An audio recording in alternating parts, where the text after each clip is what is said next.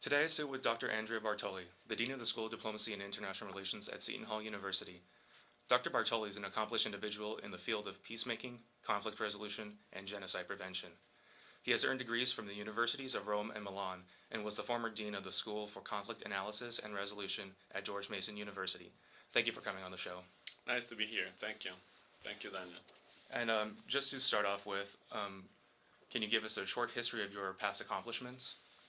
Well, I am a little timid about that. I think that I am certainly very proud of being now the Dean of the School of Diplomacy and International Relations at Seton Hall and the representative of the community of Sant'Egidio since 1992 to the United Nations and the United States government. So in that capacity, I'm really a long-term serving representative. But I'm certainly also happy to speak about my work as the Dean of the School for Conflict Analysis and Resolution at Mason, the founder and first director of the Center for International Conflict Resolution at Columbia University. Accomplishment is an interesting word. It's something that in many ways seems to pertain productions of an artisan, something that is started and finished and is accomplished. And I feel that everything that I did actually is collective work, is primarily the work of the community of Sant'Egidio, is in very, very significant part the work of colleagues at Columbia University and George Mason. So I always feel that when working on genocide prevention or in peacemaking activities, I'm actually participating in a team. I was fortunate to be a witness to the extraordinary peace process that the Mozambican people decided to have between 1990 and 92 that led to a unified, peaceful, independent Mozambique. And I've been a student of peace since then. But that process, for which I was just in charge of the relationship with the UN for the mediation team, was very much a collective process. It was a process that involved, obviously, Mozambican leadership first. The head of the delegation, Armando Guebuza, is now the president of the Republic of Mozambique.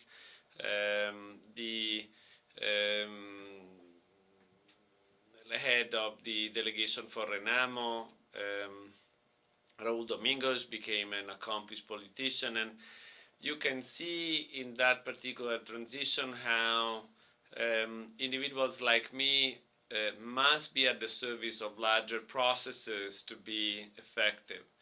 And this is why, in a way, I'm so happy here at Seton Hall now, because I feel that the school, after 15 years, has already enough of a track record to be credible and relevant, but very much a large portion of potentiality, things that the school can do. And it is my hope that even the Global Current actually will participate in this. I was speaking this morning with the ambassador of Cyprus to the United Nations about you, about your program, and about the desire that I have to engage the diplomatic community at the United Nations more. And he was very open to it, and I'm sure that there will be other accomplished diplomats that would like to participate in this conversation, because I do believe that the world in which we are living is made of the words, images, and visions that we can share. And you talked about being a part of the Order of San Egidio. Could you please elaborate on what that is and what that work entails? The Community of Sant'Egidio is a lay association of the Church. It was started in Rome in 1968 by the initiative of a young student in a public school who was 18 at that time, Andrea Riccardi, and had a very simple but powerful foundation to invite anyone to live the gospel fully, to act on the gospel, to practice the gospel, especially through prayer, service, and friendship. So the community is a family of friends all over the world. at this point probably in the excess of 60,000 people in more than 60 countries in all continents. The fundamental orientation is the same, and this very powerful idea that anybody living any kind of life, 90 years old in New York City or 14 years old in Malawi, a student or a worker, a woman or a man, anyone can hear, welcome the gospel and live it fully. So I'm delighted that the community gave me an opportunity to come to the US, and because the community doesn't pay anyone, I had to look for a regular, steady job, and I found Columbia University first, then George Mason, now Seton Hall. And I definitely find that the matching with Seton Hall is particularly telling because of the Catholic identity, this commitment to peace, and this very, very keen dedication to international relations. And other than academia, what does some of your current work entail? Well, academia can be seen as an ivory tower, as a place where people just think, or they do research, they publish books, but they are in a way removed from reality, removed from what the real world is. That's not in my case. It's not in the case of many colleagues here at the school. There is a desire to be politically relevant. There is a desire and a practice of being involved in many debates. You can't really appreciate the School of Diplomacy without its commitment and connection to the UN. And at the UN, the school, especially through the new Center on UN and International and Global Governance, there is a clear dedication to policy, to become policy relevant and so on. So in my particular case, because the focus of my research has been peacemaking and genocide prevention, that's where my focus is. I went last year to the meeting of GAMAC, this new alliance that many states are doing against mass atrocity crimes. I participate in the Genocide Prevention Advisory Network that connects with many governments, helping them to become more active in the effort of being not only non-genocidal but proactively anti-genocidal. I am very, very active in the U.S. debate around the Atrocities Prevention Board and its effectiveness and so on. So I think that it would be a mistake to think that just because we are in academia, we are in a way removed from this debate and contradiction. On the contrary, I think that the school works as an invitation even to students and other colleagues to be relevant. All right, that's excellent. Now, you mentioned Seton Hall being a credible and relevant institution, and as well as it has a firm Catholic identity. What else made you accept the position at Seton Hall as Dean of the School of Diplomacy? I was very impressed by the quality of the student and the faculty. I was very impressed by the link between the two and the dedication of the faculty to student, and then I was really impressed after accepting the position by the vitality of the alumni.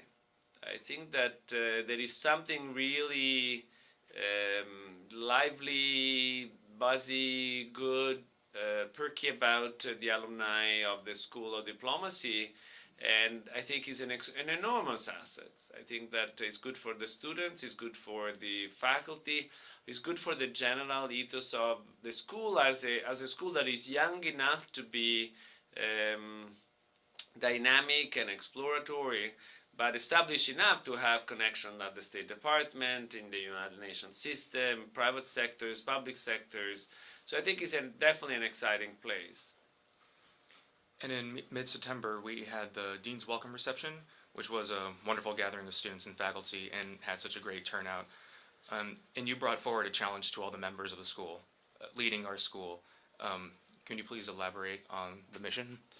Well, I think that leadership is key. I think it's very clear that, as I mentioned at the beginning, large, meaningful, lasting human accomplishments are always a collective enterprise. You do not have anything that is really significant, that is done in isolation, that is done against others, that is done in a ethos of dispersion and resignation and hostility. And so I feel that as the leader of the school, I must invite everybody to share this leadership and to realize their leadership potential.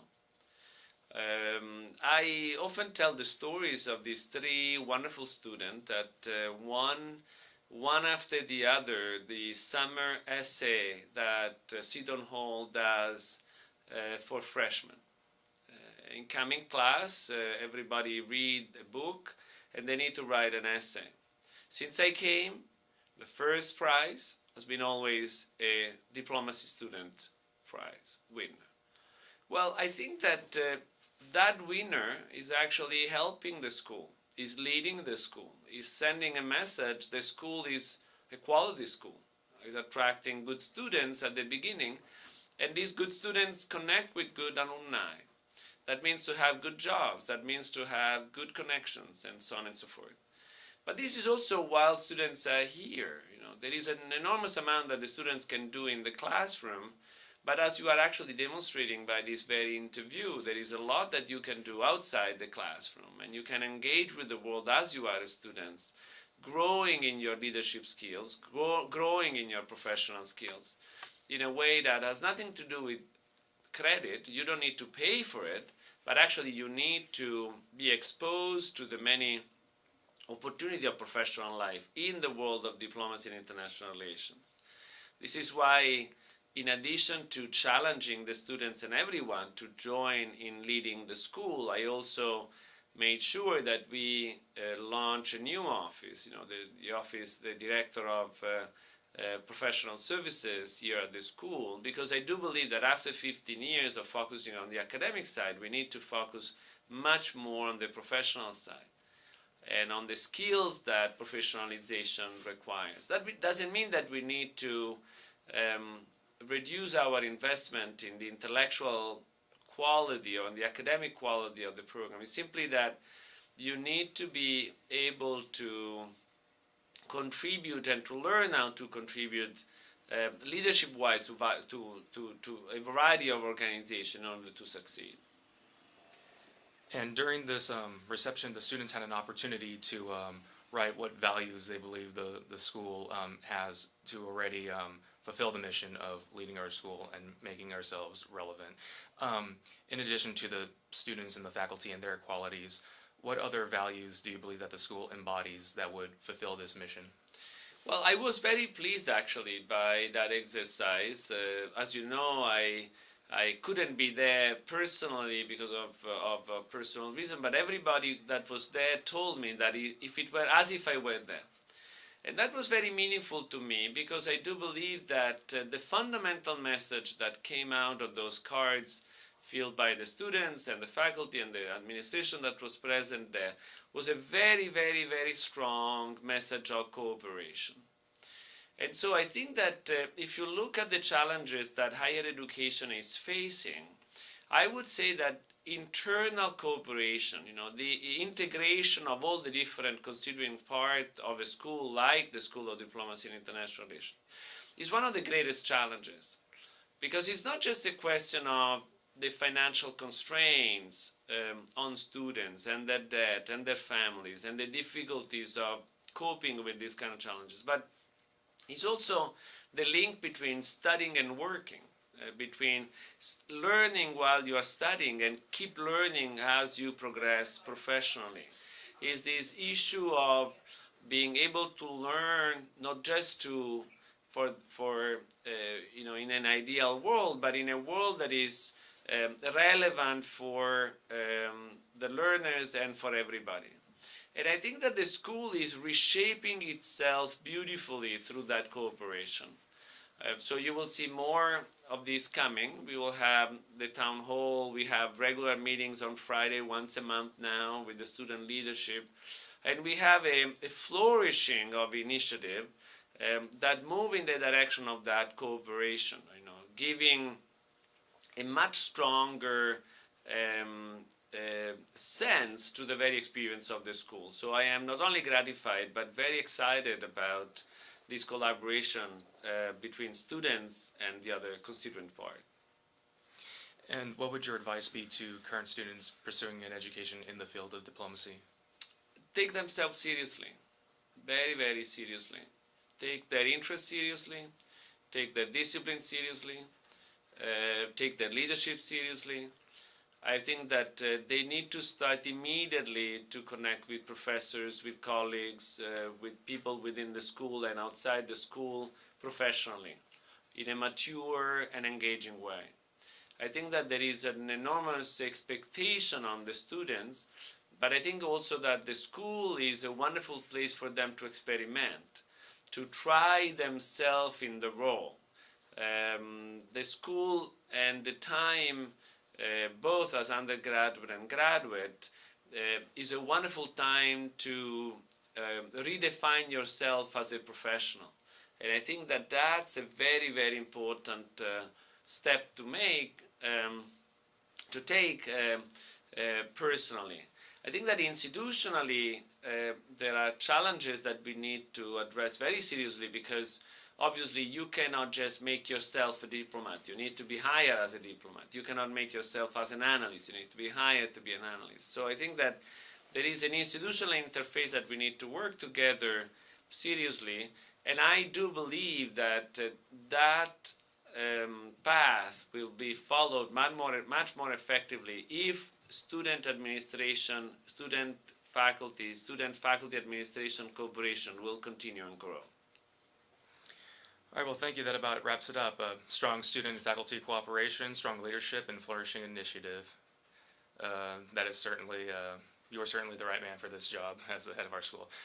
Thank you so much. I've definitely learned a lot more about what your vision for the school is, and you did affirm what you said at the Dean's Welcome Reception, and we look forward to everything you have in store for us in the coming years. Thank you, Daniel, and I look forward to your contribution. Thank you.